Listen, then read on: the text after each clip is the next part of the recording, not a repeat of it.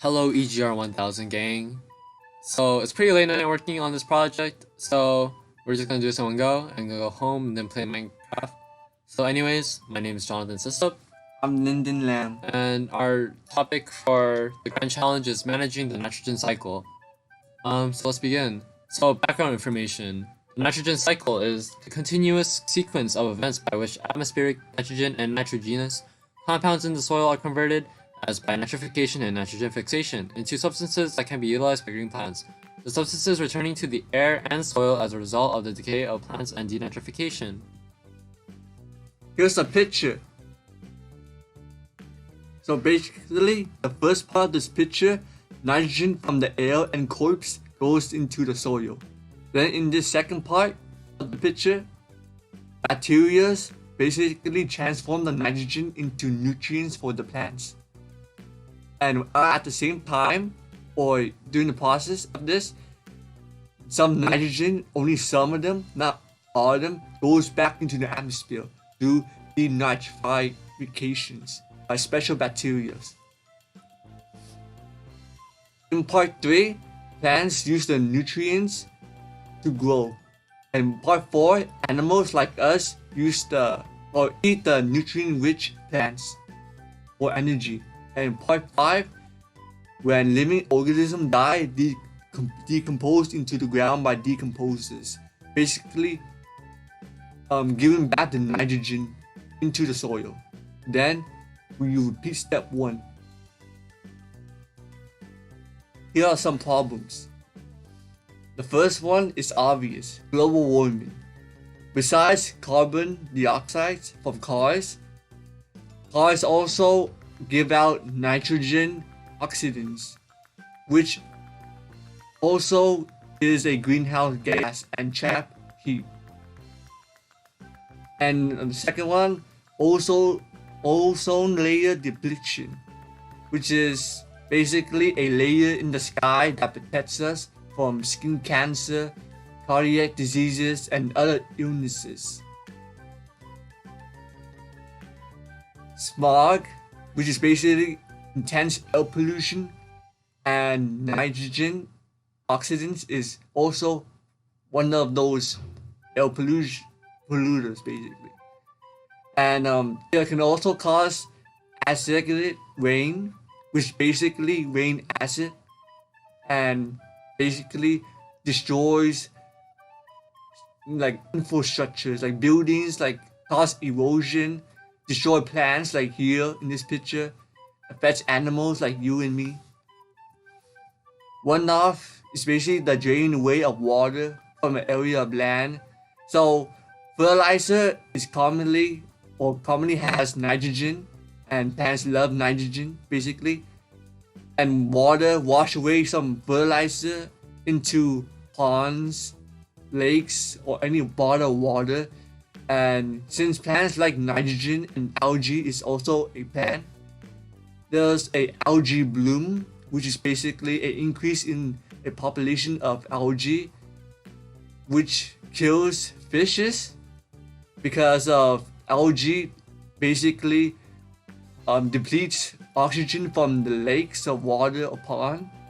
And since fishes are dying, it basically means less food for us and no more sushi. They also contaminate drinking water by where groundwater gets contaminated by pollutants, making the water undrinkable, which is obvious. You and me, we both drink water, so that's bad. So what is currently being worked on by engineers? So certain disciplines of the engineering field are working on solutions to solve problems that come up from our human activities that create excessive nitrogen. So we got our food production, where our world's population is growing constantly, and we need solutions to create food that will last like for everyone. So we got food production, where we got agricultural, biological, chemical, civil, industrial, mechanical, and food engineers. Those are typically the ones that are related to, I guess, like food production, and as in how we need to supply our food to the world, because yeah, again, our population is growing and we need to feed people, and we need reliable resources. And yeah, those engineering majors typically are associated with solving this problem. And then moving on, we got electric cars.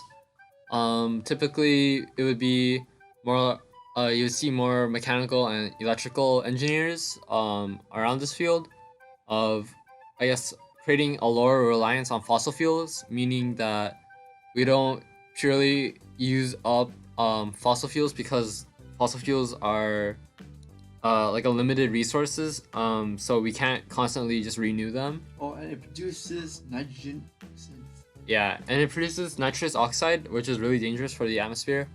Yeah, so we should shift to more electrical methods of creating energy, as in wind turbines or solar panels. Yes. Yeah. So then we got also fertilizer efficiency, where there's been a study that's been conducted where 50% of our fertilizer that's been used for the farm does not directly go to use, and it ends up as like runoff, which is really dangerous for the earlier problems regarding Algae bloom. yeah, algae blooms and water pollution.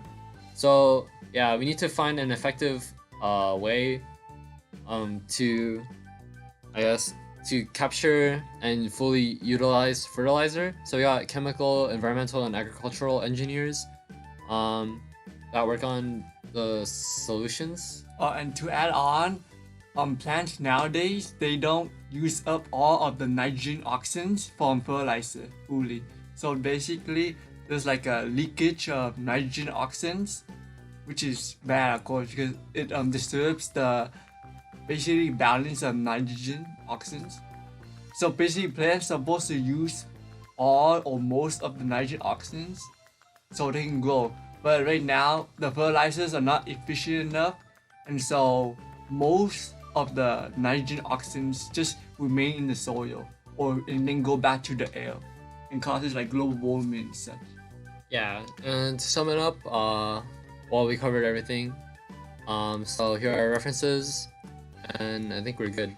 So bye.